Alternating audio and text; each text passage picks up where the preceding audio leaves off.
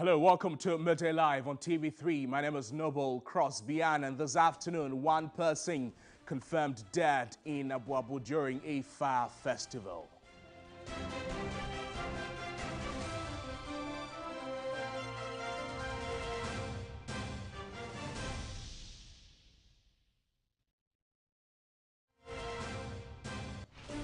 Also coming up, Parliament passes Criminal Offences Amendment Bill 2022, criminalizing witchcraft accusation. We engage an NGO which has been championing the call. Coming up in business news, ratings agency Fitch Solutions projects Ghana will secure a deal with its external creditors on debt restructuring exercise in the second quarter of 2024.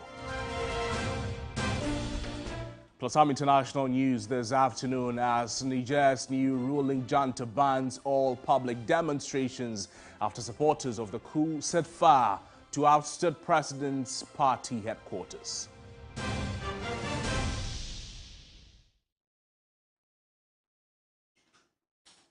We have details of these stories and a lot more coming to you in the next 60 minutes if you stay with us. We're also live on all our social media platforms at TV3 Ghana. We're live too on DSTV channel 279. Let's start with this. And it's not been a very good afternoon for residents in Abuabo in the Ashanti region, as one person has been confirmed dead in Abuabo during a fire festival. The 14-year-old died from a stray bullet during the display of magical powers by the celebrants. Two other persons also sustained gunshot wounds. Ibrahim Abubakar is following the story. He's joining us to bring us the backstory and what the entire Abuabo community is going through after that incident happened. Ibrahim, thank you for joining us. A very unfortunate afternoon, I must say, in Abuabo in the Ashanti region. But tell us, what happened?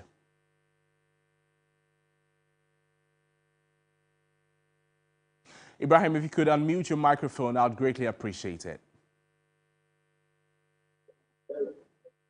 So, Crosby, yesterday there was this group of youth within the Abuabo community who decided to do their annual fire festival. In fact, the information we had was that the main organizers for the event decided to postpone it to next week because they had not got police permission. But we had this other group who decided to hell with what will happen. They will go ahead and do that fire festival. So it was around this stretch. In fact, they even blocked the main road from Abuabo to Asawase for that activity. And it was around 11:30 p.m. that they decided to show their magical prowess. You know, usually when they are doing this event, some will come that they can be shot at without the bullet penetrating through their body. So that was exactly what was happening. Someone was holding a gun, unauthorized, that's what we are told. He was trying to shoot someone who had called for the shot because he believed that the bullet wouldn't be able to penetrate through his body. The people who were standing behind him observing what was happening, unfortunately, were shot, two of them. One died instantly. That's Masaudu, the 14-year-old. Two other persons also sustained degrees of gunshot wounds. One, we are told, has been treated and discharged because it is minor. The other, as we speak, is currently battling for his life at the Kompanochi Teaching Hospital. In fact, we have the CCTV cameras mounted here. Unfortunately for the police, they said they will take the videos from here and be able to identify the person who shot the people. That said, very sad there, but do we know what the traditional authorities in the community are also saying about this? Well, for them, it is an unfortunate incident because we are told that the youth were even told not to go ahead and observe these celebrations. So now they have also resolved to assist the police to arrest the one who shot these two individuals. I engaged with an eyewitness who was here when the incident happened.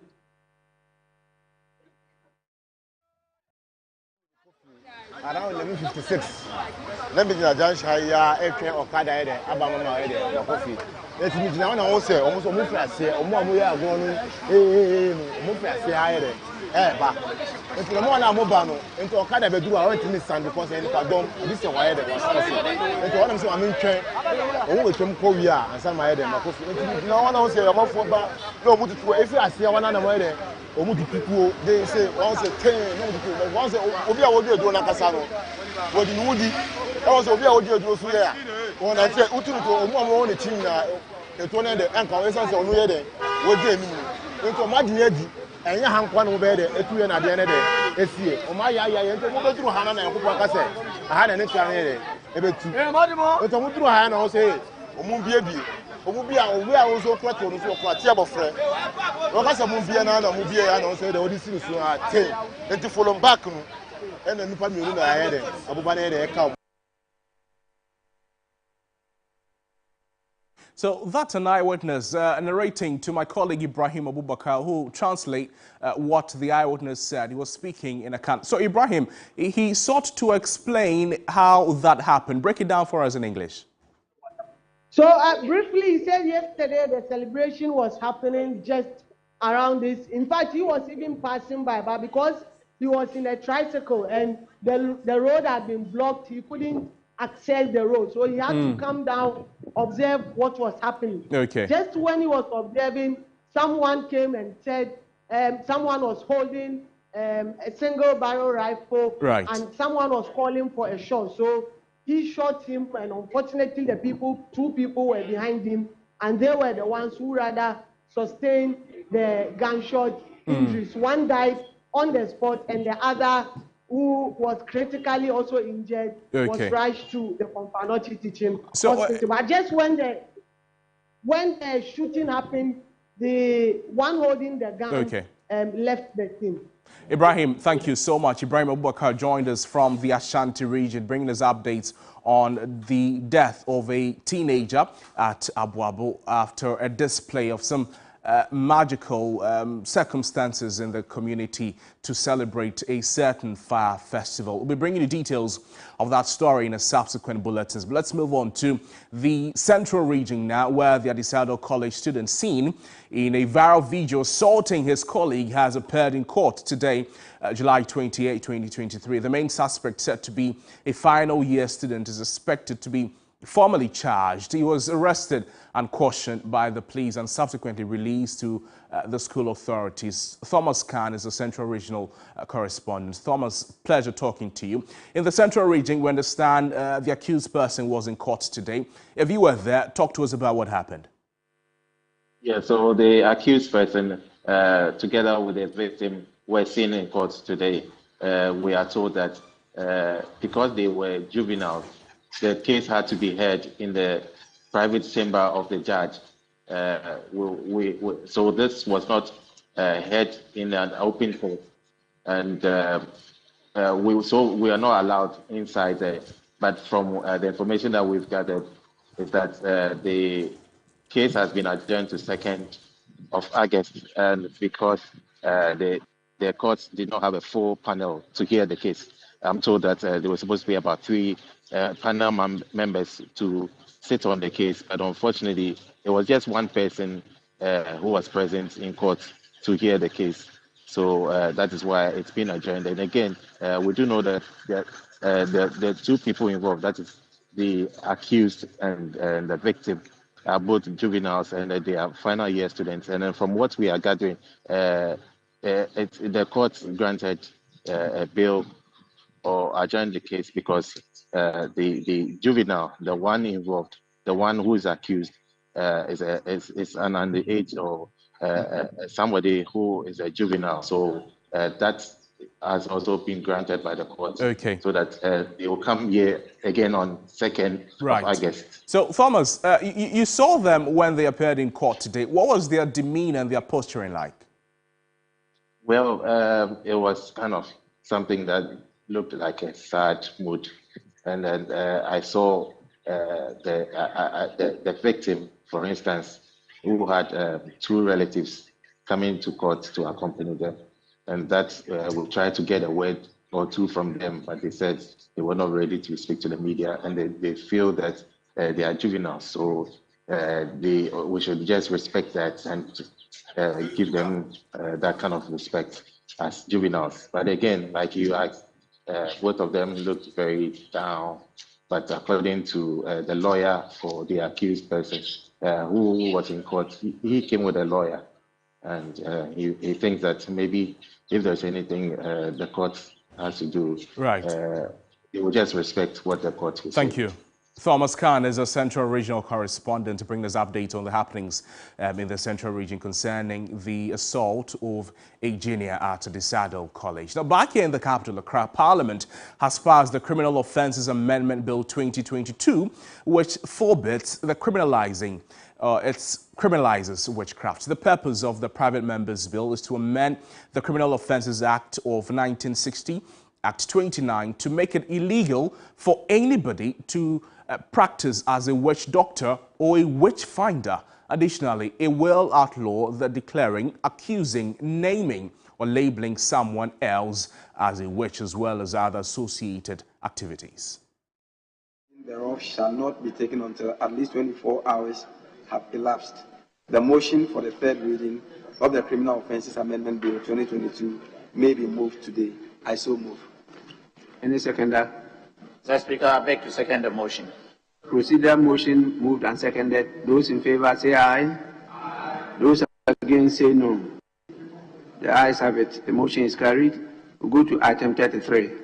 I move that the Criminal Offences Amendment Bill 2022 be now read the third time. I so move. Seconder? Mr. Speaker, I beg to second the motion.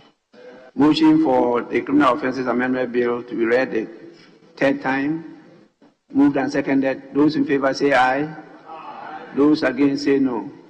The ayes have it.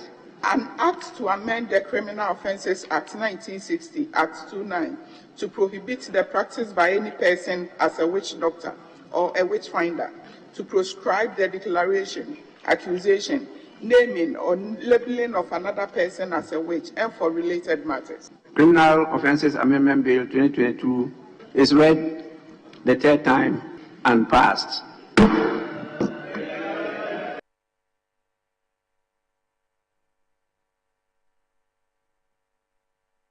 Well, let's speak with Francis Xavier Susu. So he spoke to the media after championing the passage of this bill.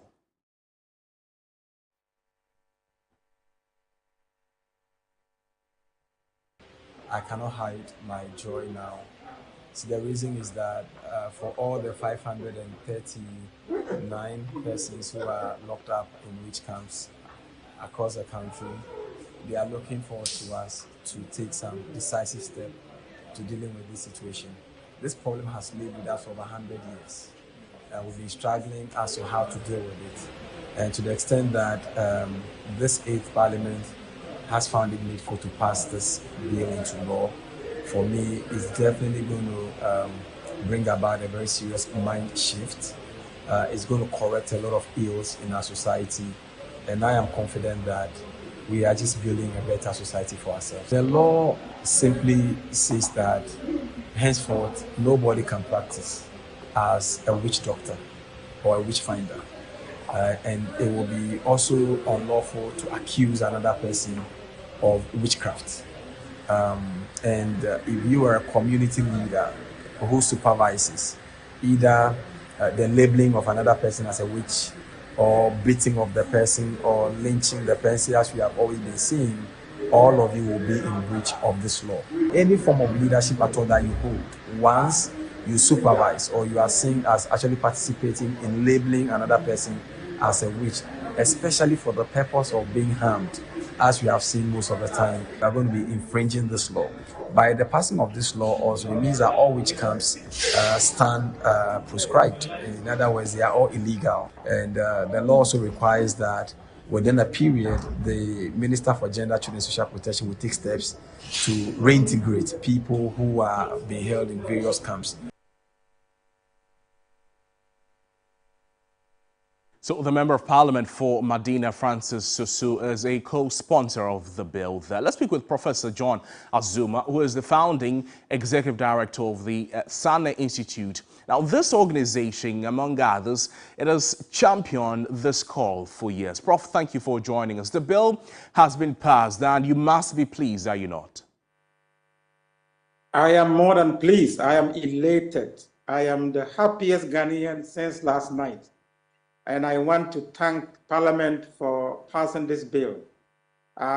It is a liberation, freedom granted to very vulnerable members of our society.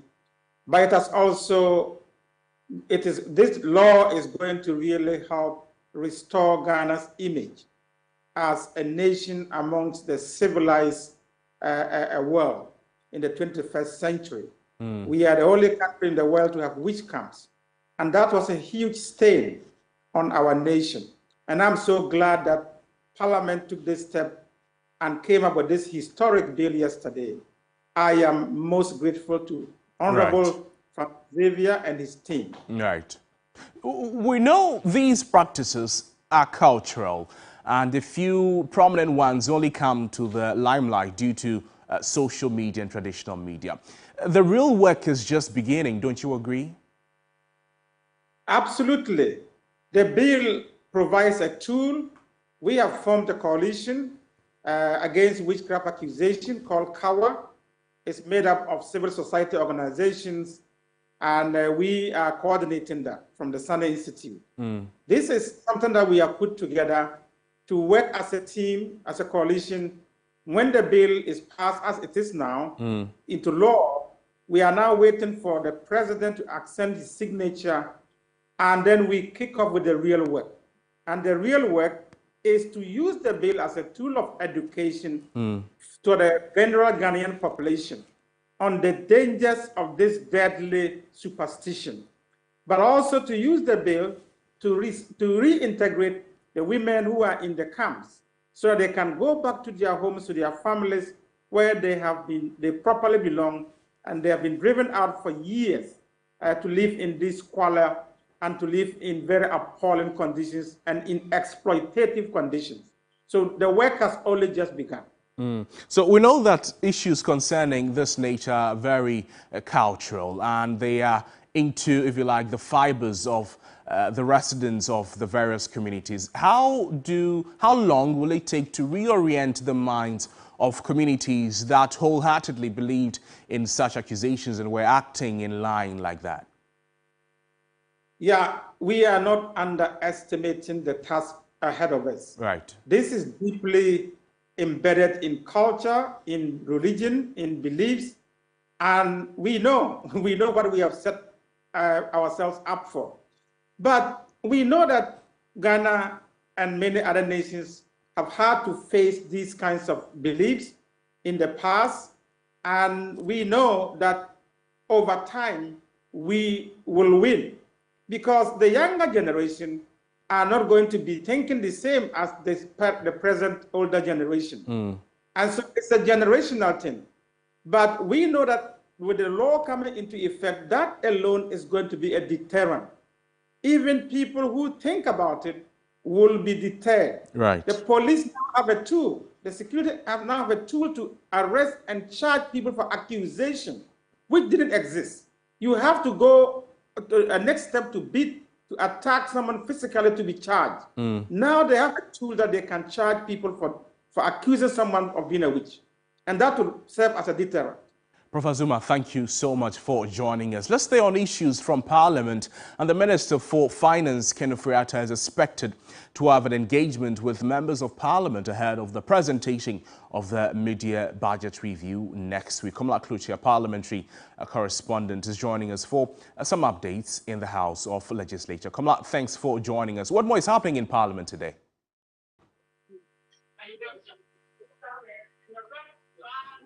Crosby, can you hear me? I can hear you loud and clear, Komla.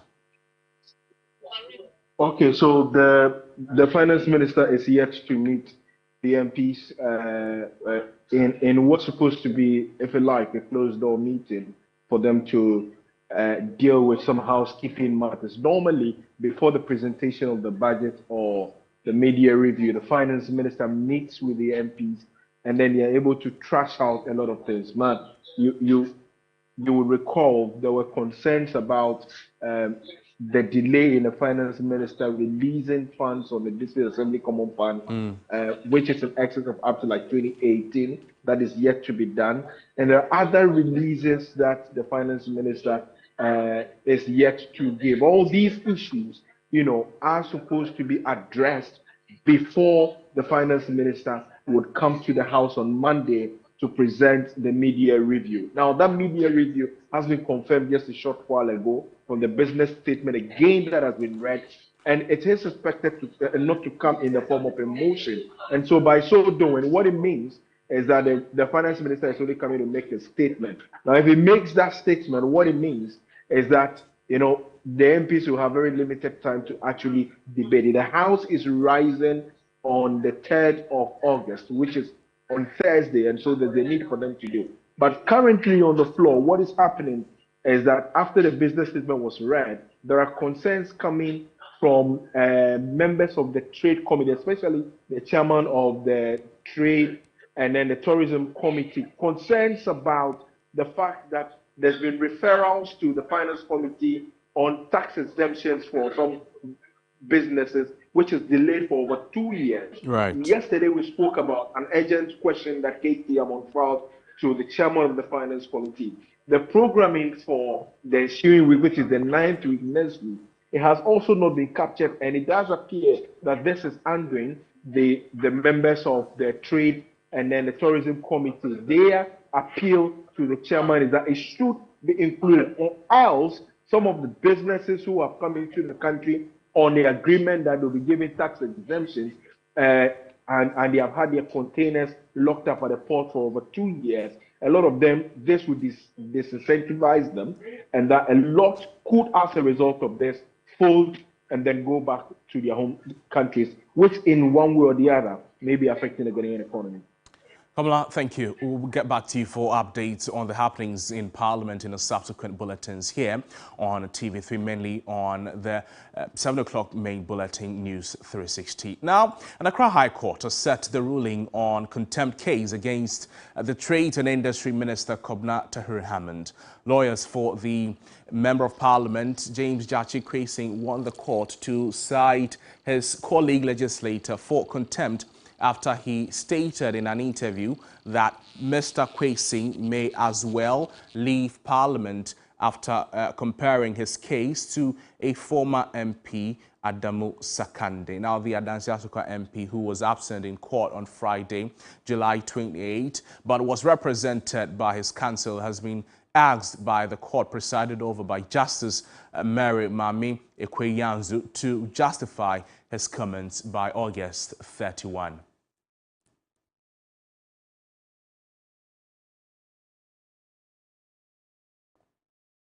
To some other subjects this afternoon, and former director of the Kenya Anti-Corruption Commission, Professor PLO Lumumba, has said some African countries are yet to recover from post-COVID-19 shocks due to corruption.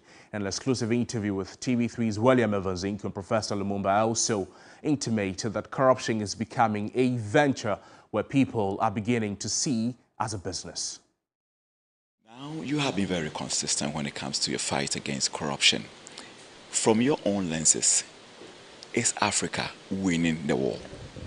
You know, this is a war as you've described it. And remember that corruption has become a culture, and that the politics that is played in Africa has created a fertile ground for the growth of corruption. So the war will be long and nasty and bloody. Because what has happened in many African countries today is that politics has become a shortcut to illegally acquired wealth. And once you don't have hygiene in African politics, then corruption will always rule the roost. Some African countries are yet to recover from post-COVID-19 shocks. Some have been able to do that. Few or some are also struggling to recover from post-COVID. COVID-19 shock. Do you feel or think that managing the post-COVID-19 shock has some element of corruption in there? That is why some African countries are still... Of course, without doubt. Remember that countries have always grown at a time when they were emerging out of crisis. Europe, post the European wars, which we described as the world wars. Japan after the wars. South Korea after the war. And therefore, it is important that we recognize that it is the adversity and crisis that creates an enabling environment for recovery and innovation. What has happened in many African countries is that the political class used the excuse of COVID to engage in grand larceny, if you may. And we are continuing on that trajectory. And if we don't stop, we are in a hole. And when you are in a hole, wisdom demands that you stop digging. Do you see hope? Do you see hope? Do you see hope? Maybe let me be very magnanimous. Yeah. Do you see hope in the next 10 years? In Greek mythology, they said when the Pandora's box was opened, everything escaped except hope. Hope must never die. Do I see hope in the next 10 years? Yes, I do. Moving on, the ongoing strike by physician assistants is affecting healthcare delivery. At the Shayo Sudoku Government Hospital, for instance, management has engaged the services of house officers to fill the vacancy created. Stanley Nibleo visited the hospital and has filed this report. 5 employed physician assistants and 35 physician assistants undertaking their national service and internship at the Shayo Sudoku Government Hospital were all absent on Thursday. The hospital management filled the gap created by the striking health workers with medical doctors on internship at the facility. They undertook OPD, consulting and other services assigned to the physician assistants. The outpatient department, which used to be overcrowded with patients in the morning, was not the case on Thursday. Leonard is among a group of 3 who brought a sick neighbor to the hospital. On my way coming, I haven't heard anything about the strike, but I got here to know that they are on strike, but my patients being catered for. So it's like some of the doctors, maybe some of them are on strike or some are not on strike. So. The medical superintendent of the hospital, Dr. Kennedy Brightson, said measures instituted by management to mitigate the impact of the strike